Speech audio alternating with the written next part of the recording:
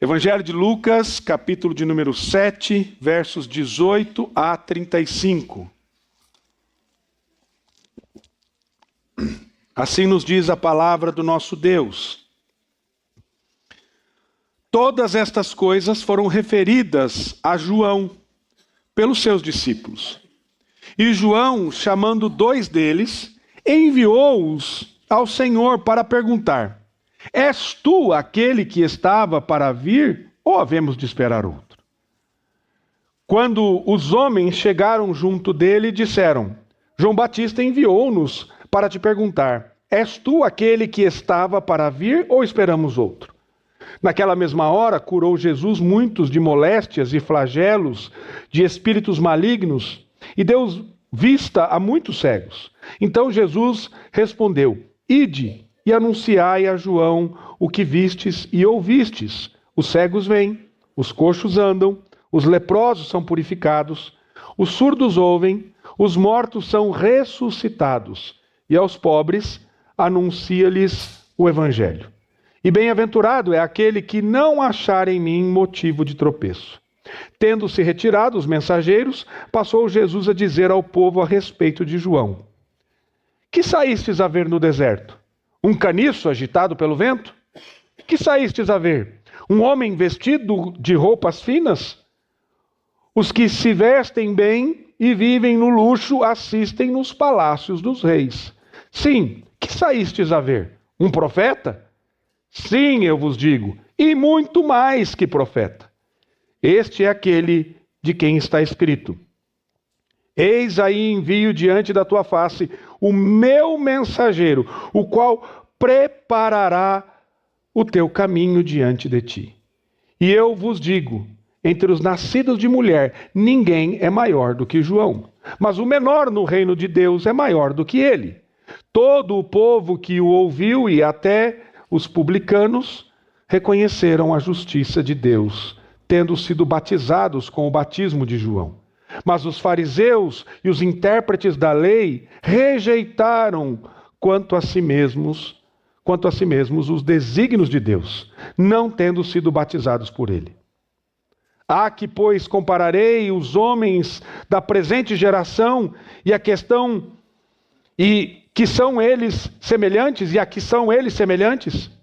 São semelhantes a meninos que, sentados na praça, gritam uns para os outros: Nós vos tocamos flauta e não dançastes, entoamos lamentações e não chorastes, pois veio João Batista, não comendo pão, nem bebendo vinho, e dizeis: Tem demônio?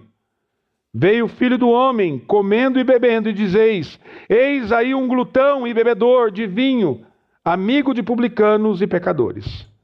Mas a sabedoria é justificada por todos os seus filhos. Vamos orar mais uma vez, meus irmãos. Senhor, muito obrigado pela palavra do Senhor.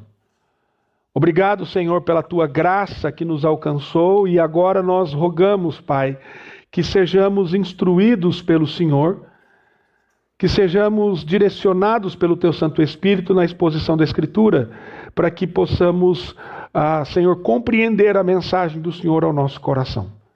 Que o Senhor fale conosco.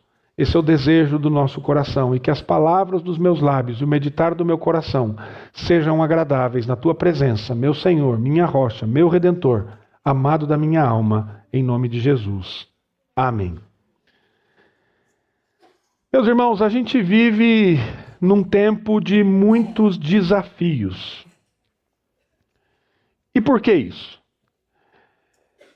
Porque o centro das atenções parece estar constantemente ocupado pela nossa autopromoção, pelo reconhecimento pessoal. Nós gostamos disso. Eu e você gostamos de ser reconhecidos, nós gostamos de ser vistos. E com a incidência das redes sociais, da cultura que nós vivemos e estamos inseridos, cada vez mais nos é incentivado a perspectiva autocentrada, de nós termos a nossa vida no centro de todas as coisas. De estarmos em evidência, de estarmos vistos por todos. Mas é interessante que o Evangelho, ele nos desafia a viver de maneira totalmente diferente dessa realidade que nós percebemos todos os dias na nossa cultura. O chamado cristão, ele envolve renunciar a nós mesmos para que Cristo seja visto e se manifeste em nós e através de nós. Um exemplo marcante, quando nós olhamos para a Escritura, é a vida de João Batista. João Batista é este homem, um profeta, precursor de Cristo, que viveu de maneira fiel o seu chamado. Foi humilde diante da sua missão, do seu propósito de vida, da sua missão, aplicando os seus valores e desenvolvendo a sua vida, tendo coragem de enfrentar uma sociedade totalmente corrupta. João Batista foi alguém que viveu de maneira confiante naquilo que Deus havia dado a ele, apontando para o mundo que ele vivia a chegada do Messias, de maneira muito corajosa. E quando nós olhamos para João Batista, nós vemos que a vida dele era reflexo do seu propósito, da sua missão. Ele exalava isso, ele pregava ao Senhor e mostrava a chegada do reino de Deus. E ele, claramente, nós vemos na Escritura que ele prepara o caminho para o Messias, para o Redentor. Pensando nessa realidade, eu quero, nessa manhã, meus irmãos, olhar para esse texto e ver como a vida, como o ministério de João Batista podem nos ensinar a viver como testemunhas fiéis em um mundo que constantemente chama a mim e a você para nós olharmos apenas para nós mesmos, da nossa perspectiva, não da perspectiva de Deus, mas da nossa perspectiva que, via de regra, é autocentrada, é contrária ao Evangelho.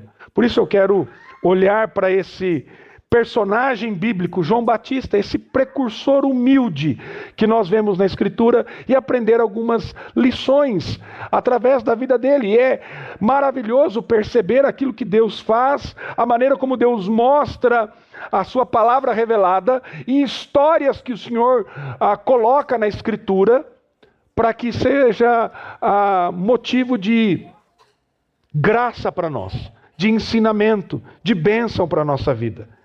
E olhando para esse personagem bíblico, para a vida de João Batista, nós podemos perceber que algumas coisas ficaram muito evidentes na vida dele. E a primeira coisa que nós vemos é a fidelidade ao chamado de Deus. João Batista tem um chamado desde o ventre da sua mãe, e ele é fiel a este chamado de Deus. João Batista foi um homem cuja vida inteira girou em torno de um único propósito: preparar o caminho para o Messias. Desde o seu nascimento, o seu chamado era claro. E ele abraçou esse chamado com tudo aquilo que ele tinha e com tudo aquilo que ele era. E o texto aqui que nós lemos em Lucas capítulo 7, dos versos 18 a 35, nos mostra que João não buscava a sua própria glória, João não buscava o seu próprio reconhecimento, mas ele direcionava as pessoas a Cristo. No deserto ele pregou o arrependimento, chamou o povo a uma vida de transformação, apontando Jesus como o Cordeiro de Deus que tira o pecado do mundo, como registrado no Evangelho de João, capítulo 1, verso 29.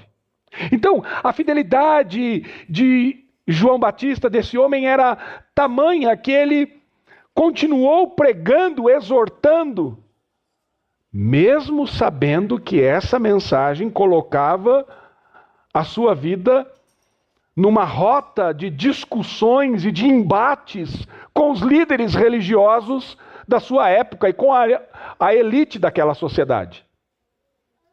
Mas João é fiel ao chamado que Deus lhe dá. E a fidelidade ao chamado não era algo que João encarava como uma tarefa secundária ou uma tarefa opcional.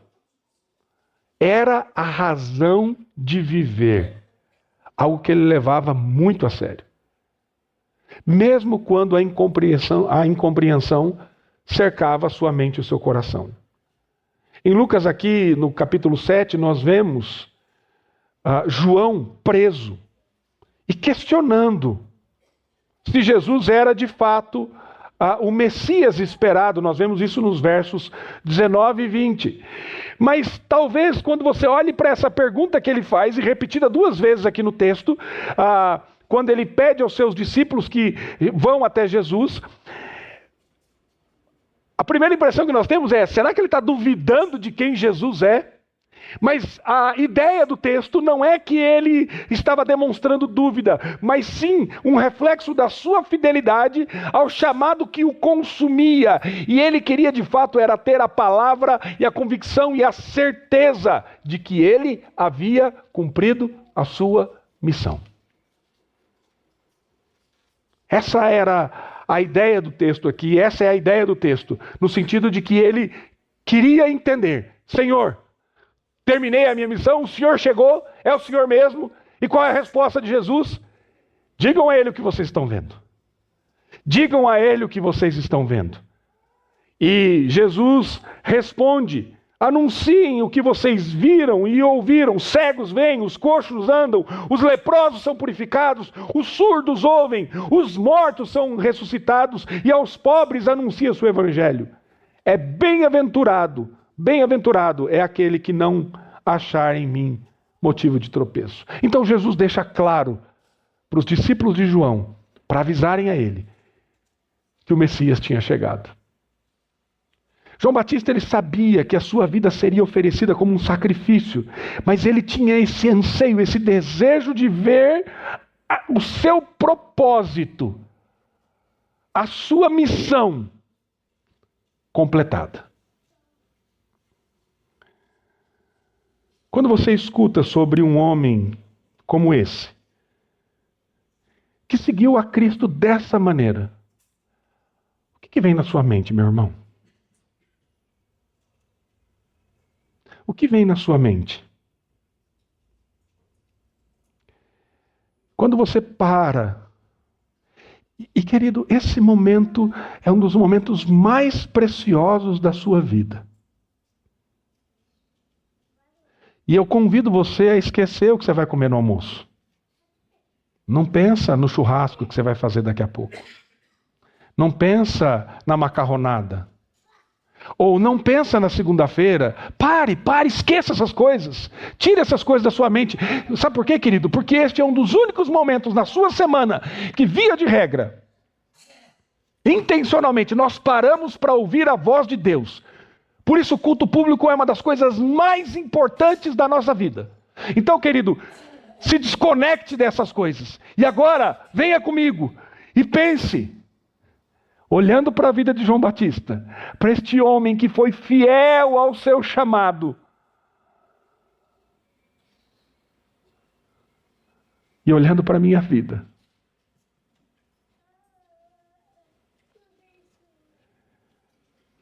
O que vem à minha mente? Meu querido,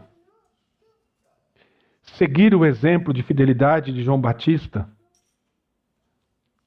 entenda, ele só conseguiu fazer isso não porque ele não era pecador ou tinha um poder especial. Aquilo que Deus deu a João Batista, deu a você e a mim. A graça, a misericórdia.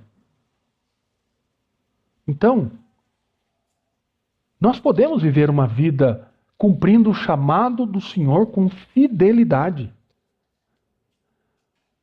E aí eu tenho que pensar que Deus me chamou por um relacionamento, por uma vida com Ele.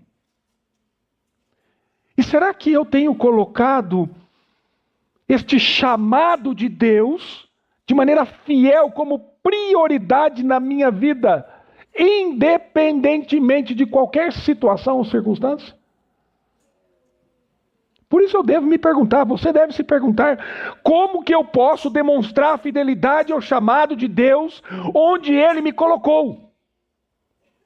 Como é que você pode ser fiel a Deus aqui, agora, 2024,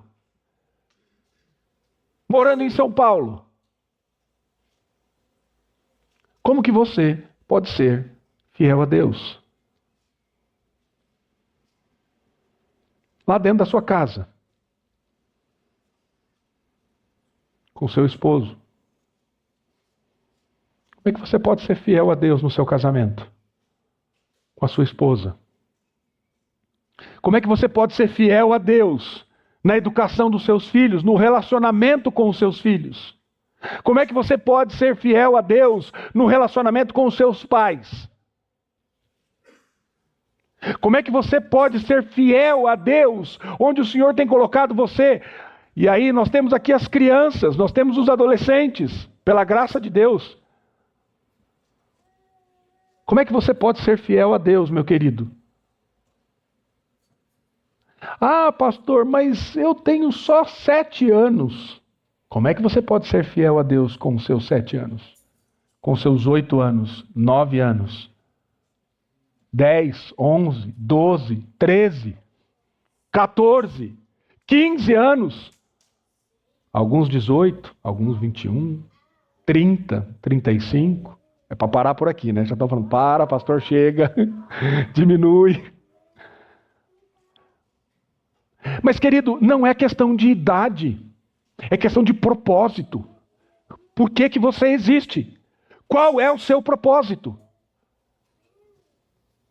E se você prestou atenção na pergunta que eu fiz para as crianças, eu não perguntei para elas o que você quer ser quando crescer. Eu perguntei no que você quer trabalhar quando você crescer. Porque nós já temos um propósito. Agora, as crianças já têm um propósito, que é viver para a glória de Deus e ser fiel ao chamado.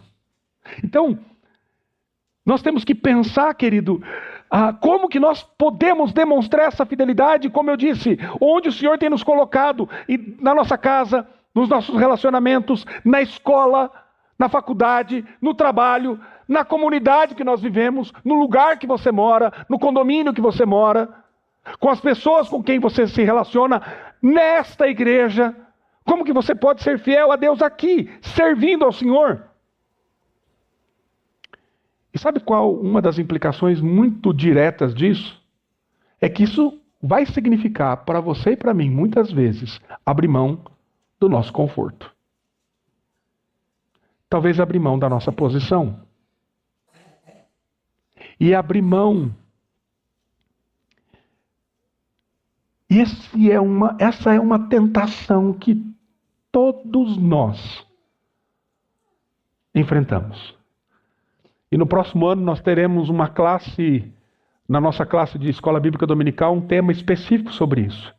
O desejo de agradar outros. Eu e você somos tentados constantemente, e muitas vezes auto-orientados, a ter esse desejo de agradar as outras pessoas. Quantas coisas você faz para agradar os outros? E o fato é que, às vezes, quando nós pensamos nessa realidade, nós vamos ter que entrar em rota de colisão com esses desejos pecaminosos do nosso coração, auto-orientados, que nos levam a desejar o louvor, a apreciação, o aplauso dos outros, por aquilo que fazemos ou queremos ser. E vai entrar em conflito por quê? Porque se nós de fato quisermos ser fiéis a Deus, nós não vamos nos autopromover, mas nós vamos apontar para Cristo. Nós vamos falar do amor de Cristo. Nós vamos deixar Cristo evidente. Num mundo onde que os valores estão distorcidos, nós devemos permanecer firmados nesta rocha, Cristo, sabendo que o nosso compromisso é com o Senhor. E não com as expectativas convenientes dos homens, das pessoas. Eu sempre digo isso para minha esposa. O fato de eu ser fiel a ela não é simplesmente pelo fato que eu a amo, mas é porque eu sou fiel pela graça de Deus, que por mim mesmo eu não conseguiria. Eu já tenho dito para vocês aqui há muito tempo, eu não faço nada que seja bom se não for pela graça de Deus.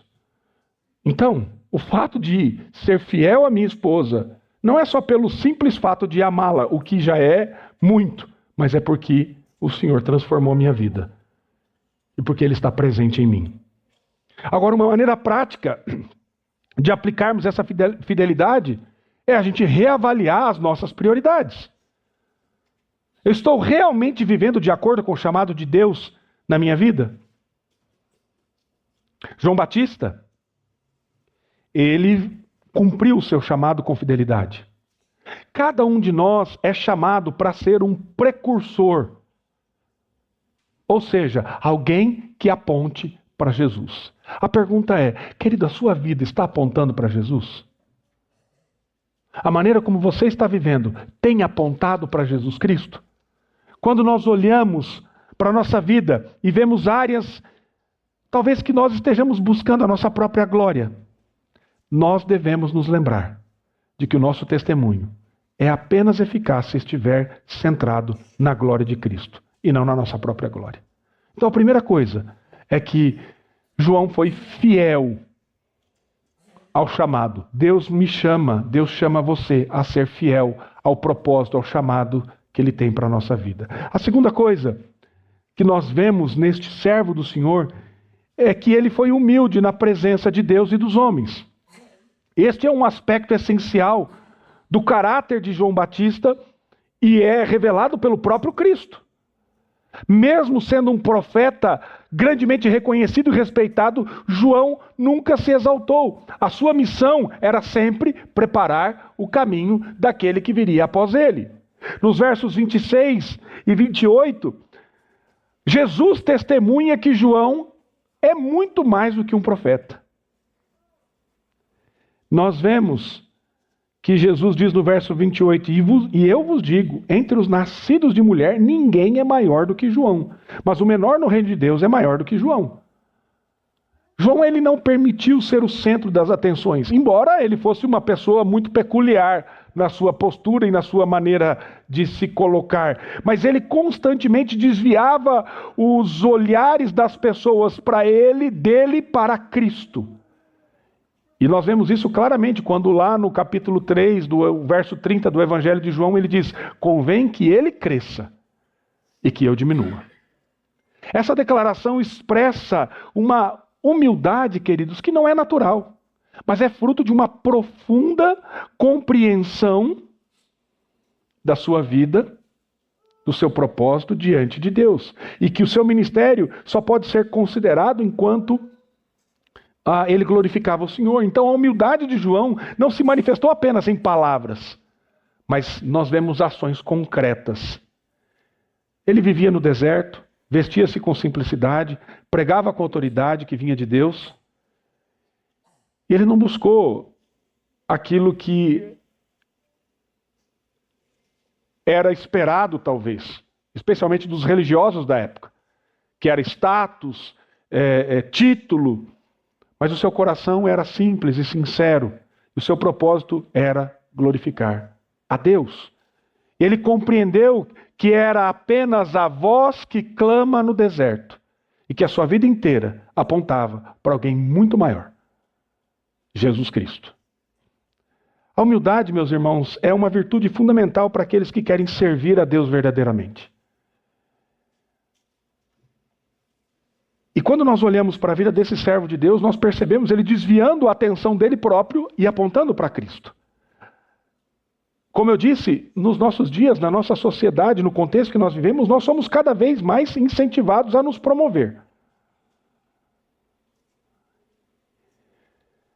No entanto, nós precisamos nos lembrar que nós somos chamados com um propósito: glorificar a Deus e apontar para Cristo. Talvez, para praticar isso, a gente comece a aplicar algumas coisas, de deixar o nosso próprio ego dirigir a nossa vida onde ele deseja ser o centro de todas as atenções. Quem sabe lá na sua casa, onde você quer que as coisas sejam do seu jeito, da sua maneira. Como é difícil isso, né, irmãos? Como é difícil abrir mão daquilo que eu quero. Porque lá em casa as coisas têm que ser do meu jeito. Eu não admito que faça isso, eu não admito que faça aquilo.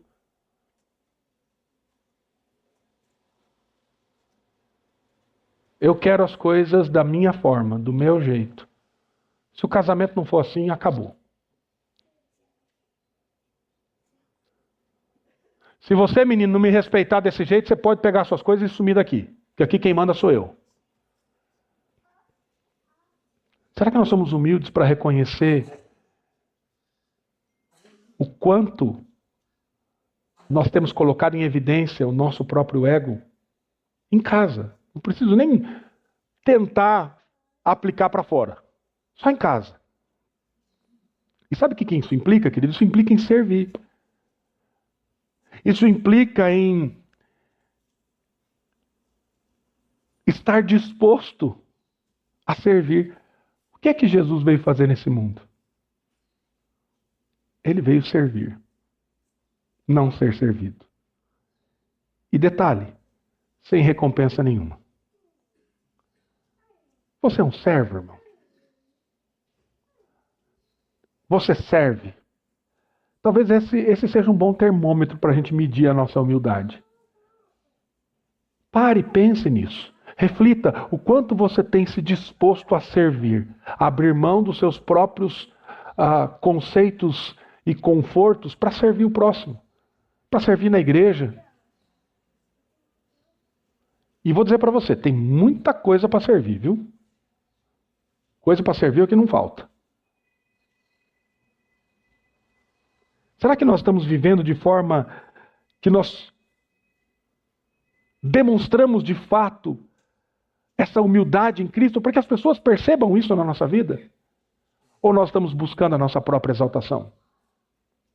João, ele demonstrou essa humildade. Mas em terceiro lugar, João mostra a coragem para confrontar o pecado e a injustiça. João Batista também nos ensina a importância de sermos corajosos no Senhor. Ele não hesitou em confrontar os líderes religiosos e aquela sociedade corrupta, chamando essas pessoas ao arrependimento. Arrependimento dos seus pecados e, mais, denunciando os seus pecados. Nós vemos no Evangelho de Mateus, nós vemos no Evangelho de Lucas, que ele se dirige aos religiosos chamando eles de raça de víboras. E os desafia a demonstrar frutos dignos de arrependimento. Ele não teve medo de denunciar o pecado do rei Herodes, o que teve consequências muito sérias a ele. Levou ele à prisão e à morte. Mas o chamado de João demonstrou essa coragem, essa fidelidade, mesmo quando ele enfrentou oposição. Eu fico pensando, queridos, sobre a nossa luta nesse mundo, primeiro conosco mesmo, contra o pecado. Será que eu denuncio o meu próprio pecado? Será que eu prego para mim mesmo e falo assim, ô miserável, você está em pecado, você precisa mudar. Você precisa agir melhor como pai, como esposo, como filho, como irmão, como pastor. Nos versos 24 e 25, Jesus nos mostra que João Batista não era um caniço agitado pelo vento. Isso é, ele não era alguém que se deixava levar pela opinião pública, pelas pressões da sociedade. Mas ele, com coragem, cumprindo o chamado de Deus, com zelo pela verdade, ele lutou contra o pecado. Não por medo ou por busca de segurança. E num mundo, meus irmãos, onde a verdade é constantemente relativizada, nós somos chamados a ser corajosos. Corajosos para quê? Corajosos para afirmarmos a nossa vida nessa fé. Nessa fé. Meus irmãos, os valores da nossa sociedade estão cada vez mais sendo afrouxados. Cada vez mais. A situação vai ficar cada vez mais complicada. E não pense que você diz assim, não, porque isso aqui é o Brasil. Eu acabo de vir de uma experiência de uma viagem internacional. E vou dizer para vocês, meus irmãos, eu entrei dentro de uma estação de trem, eu quase passei mal de tanto cheiro de maconha que tinha. Eu saí quase chapado de maconha numa estação de trem. Por quê? Porque nos Estados Unidos a droga está liberada em quase todos os estados. Só 3 estados que não tem. Você vai no mercado de droga e compra droga, como você compra banana, maçã, pera, salada, a mesma coisa, você compra maconha. Você compra droga. Assim, liberado. E se fuma como se tivesse em qualquer lugar tranquilo. Embora não legalizado, aqui nós já temos isso também. Então, esse é só um exemplo de como a nossa sociedade está se deteriorando e o homem entregue a si mesmo o seu próprio pecado. Então não pense que é uma questão de localização, não pense que, não, porque tal país isso é melhor. Não, querido. Isso é o homem pecador. E nós temos que ter coragem de lutar contra o pecado e denunciar o pecado. Nós temos que ter coragem de ensinar aos nossos filhos aquilo que é certo, biblicamente falando. Não relativizar por conta do pensamento moderno, por conta dos sermos politicamente corretos. Queridos,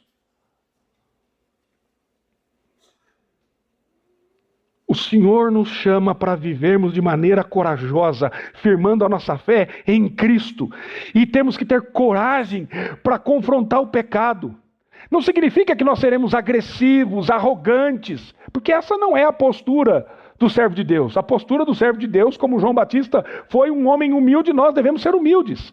Mas nós devemos estar dispostos a defender a verdade e a justiça de Deus com graça, com amor, com humildade.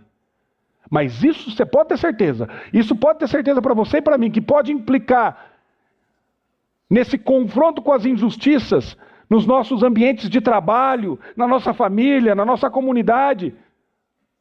Pode implicar que você vai ser rejeitado. Pode implicar que você vai ser mal compreendido. Mas nós temos que ser corajosos. E nós podemos dar alguns passos. Um passo muito simples e básico é assumir a nossa fé publicamente. Viver de maneira íntegra, de acordo com os valores de Cristo. Queridos, o que tem de agente secreto de Jesus aí, vou te falar, hein? Você é um deles? Pastor, lá no meu trabalho, sabe o que é, né? A gente não pode falar de religião, a gente não pode entrar nesses assuntos, porque religião, política e futebol não se discute nesse país. É o que mais se discute, né? E o seu chamado? E o seu propósito? Quero lembrar você, querido, você não é enfermeiro, você não é advogado, você não é médico, você não é professor, você não é profissional de TI. Tem bastante aqui na igreja, né? Você não é engenheiro. Você é um servo de Deus que serve ao Senhor nessas profissões e tantas outras. Nós somos chamados, queridos, para ser luz em meio às trevas. Isso exige coragem e compromisso com o Evangelho. E por último, nós temos que ter a disposição para diminuir e deixar Cristo crescer. Uma das lições mais profundas que nós podemos aprender naquilo que Jesus nos mostra aqui sobre a vida de João Batista e que nós vemos na vida desse homem é que ele tem essa disposição de sair de cena para que Cristo se manifeste plenamente. Ele sabia que a sua missão era temporária e que uma vez que o Messias tivesse sido revelado, ele precisaria diminuir para que Cristo tomasse o centro das atenções. No Evangelho de João, no capítulo 3, dos versos 28 a 30, João Batista expressa essa disposição de afirmar que a sua alegria estava completa porque o noivo havia chegado. E essa disposição de João Batista revela uma profunda compreensão da sua própria identidade, de quem ele é, de quem ele era, do seu papel no propósito, no plano de Deus. Ele sabia que era apenas uma sombra do que estava por vir. E que a sua glória residia na glória de Cristo. E a disposição de João para sair de cena é um exemplo para todos nós, queridos. Porque nós vemos aqui o propósito da nossa vida é apontar para Jesus. É glorificar a Cristo. E nós seremos muito mais eficazes na nossa caminhada cristã se nós aprendermos a diminuir e permitir que Cristo cresça na nossa vida. E isso significa reconhecer que nossos talentos, que as nossas conquistas, que o ministério que o Senhor tem colocado nas suas mãos, que tudo aquilo que Ele tem colocado diante de você, não é para a nossa própria glória, mas para a glória de Deus. E aí, queridos, nós precisamos avaliar constantemente se nós estamos vivendo para Cristo ou para nós mesmos. Porque, deixa eu dizer uma coisa para você, é muito bom viver aqui. Se você olhar para aquilo que Deus tem colocado nas suas mãos, queridos, você é muito abençoado. Muito mais do que você merece, e eu também. Muito mais do que eu mereço. Muito mais. O senhor não sabe as contas que eu tenho para pagar. Está pagando? Tá, né? Então é porque Deus está te abençoando.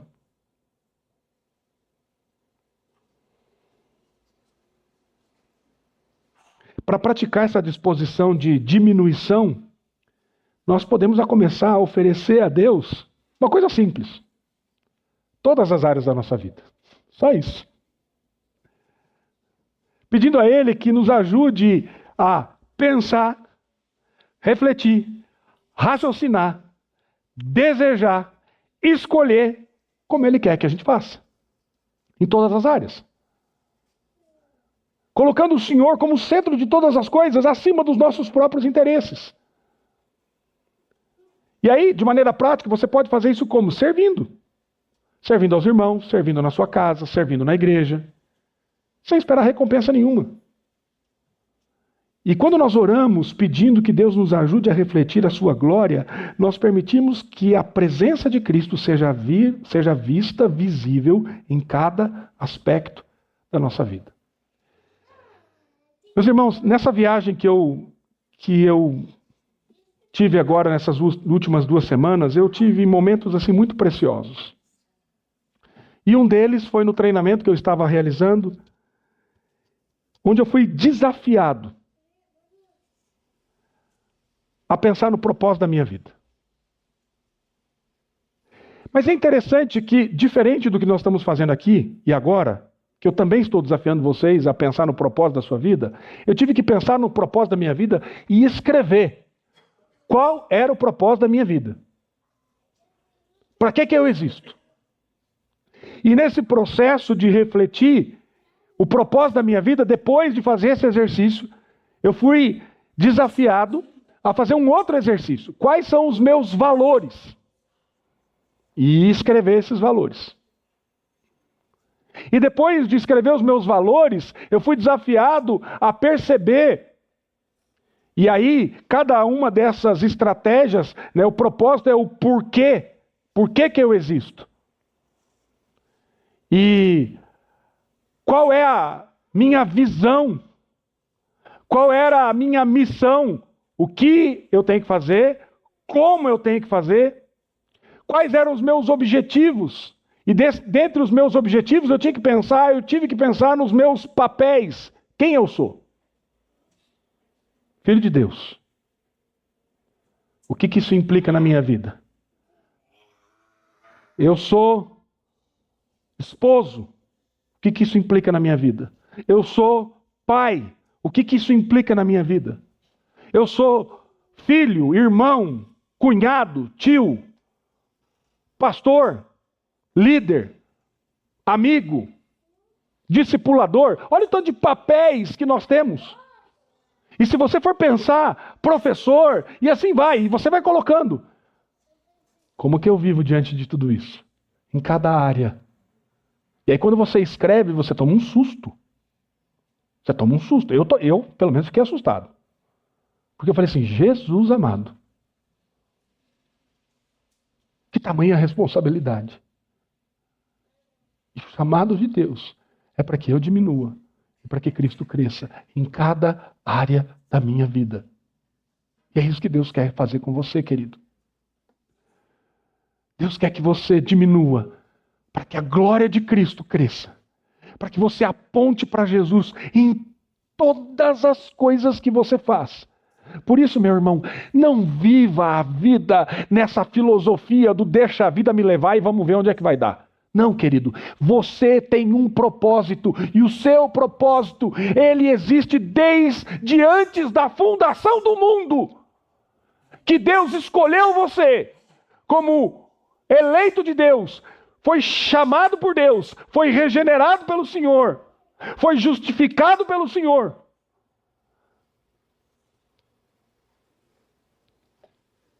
Transformado pelo Senhor, para agora viver em novidade de vida, em santidade, aguardando a consumação, apontando para Cristo, apontando para a glória de Deus. É isso que Deus espera de mim e de você, querido. Nada além disso. Que a nossa vida seja um apontar para Cristo em tudo que a gente faz. Que Deus nos dê graça, meus amados, para que sejamos fiéis ao chamado que Ele nos deu, sendo testemunhas vivas da palavra do Senhor, onde Ele tem nos colocado. Que o Senhor nos abençoe e nos dê graça em nome de Jesus. Amém.